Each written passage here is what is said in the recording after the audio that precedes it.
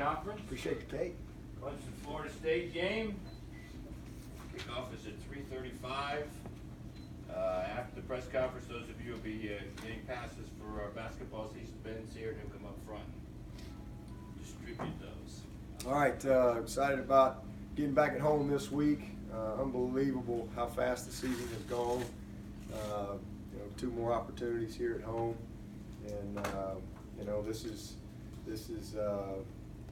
where you hope to be. I mean, it's what it's all about. You work all year to put yourself in position to have a chance to achieve your goals, and we've 100-something days now. We've only hit 1 goal, and here we are down the home stretch now. We've got an opportunity to do a lot, but everything, a lot of the rest of our season really hinges on these 4 quarters, and so this is championship football for us, and I know beginning of the season when the schedule came out, a lot of people probably felt like that, oh man, it's going to come down to Clemson, Florida State, last conference game, and that's exactly what it's come down to. There's 0 difference. Nothing has changed.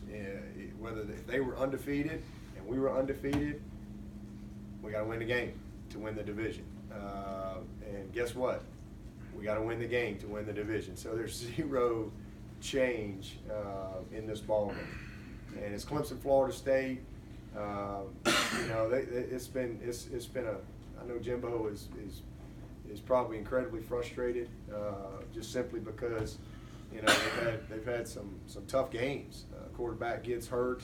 They've had a lot of injuries, and then they had 3 plays just come down to literally the last play of the game, and those things affect momentum and so forth and confidence. But let me just tell you, this is a very talented team, and I know we got a lot of people here keep up with the recruiting rankings, and we hadn't won a battle yet. I don't think we've ever beaten Florida State in recruiting. Maybe we have. I don't know, but I don't think so. I think they're 1 or 2 every year.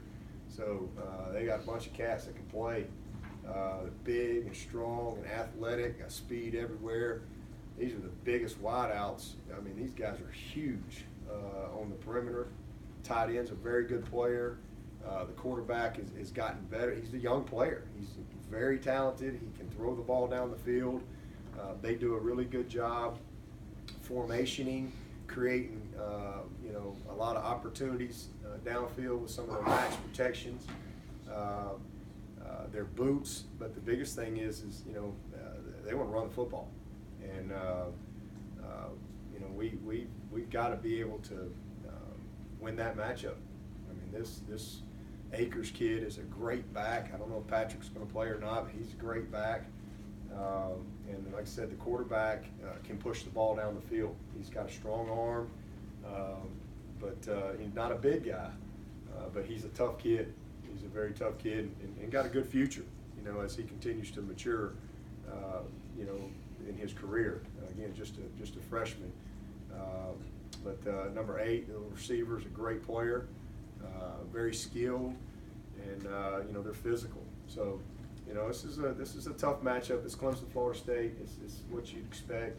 All you got to do is turn on the tape and as a coach, and you know what you're looking at, and you see a lot of things that present a lot of problems in getting ready for this team. So a big challenge there, and then defensively, they're big and fast and strong up front. Got DB. A bunch of them are back. A ton of starters back from last year. A lot of people picked this team to win the national championship.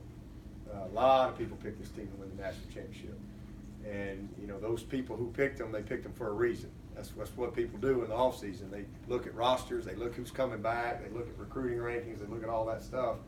And that same team is still there.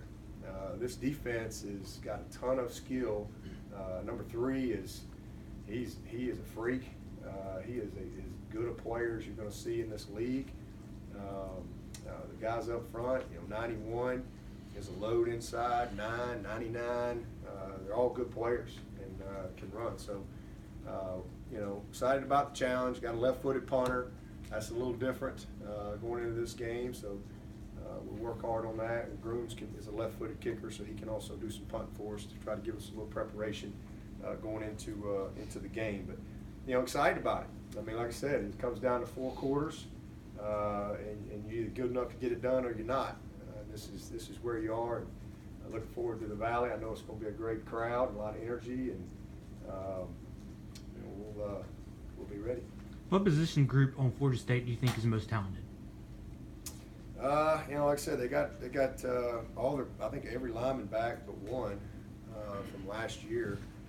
So all their starters back. So that's been from a talent standpoint, I think they're very talented there. But just their skill. I mean, I think the first thing when you think of Florida State year in and year out is their skill. The running backs, receivers, the DBs, the backers. I mean, they always have guys that can move, and that's no different. Coach, what's the status of Fields and Edmond? And I presume if one or both are able to play, that we won't see Ray at corner again. I don't know. I mean, I don't know if we can presume that or not. I don't know. Mark did not practice last night. We just we wanted to put him through our what we call our yellow protocol, just to kind of assess him a little bit more and see where he's at. Marcus did practice. Marcus has been practicing. He just hasn't been game ready, but he's been practicing. Just hasn't been quite confident enough to go play at the level that he wants to play at, and we need him to play at. But we'll hopefully keep progressing through the week, and we just had one day of practice, so we got a long way to go. How about AJ? How's he doing? AJ Terrell? Yeah, I know he left. Oh, he's good. Yeah. He's good. When you get to this point in the season, how hard is it to navigate practice? How hard to practice on when the whole stuff like that? Yeah, I think that's something as a coach you got to always pay attention to. This is game 10. We've been practicing. These guys grind all summer long. They put a lot into the summers around here. There's a lot of work, and then you have a long camp.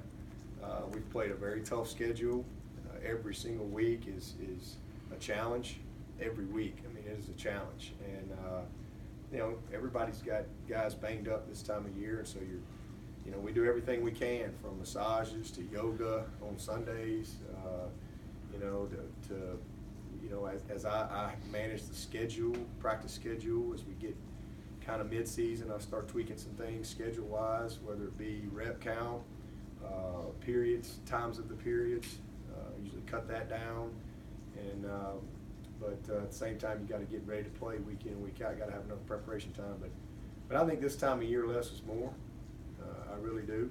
I think we are who we are, and we're either good enough or we're not.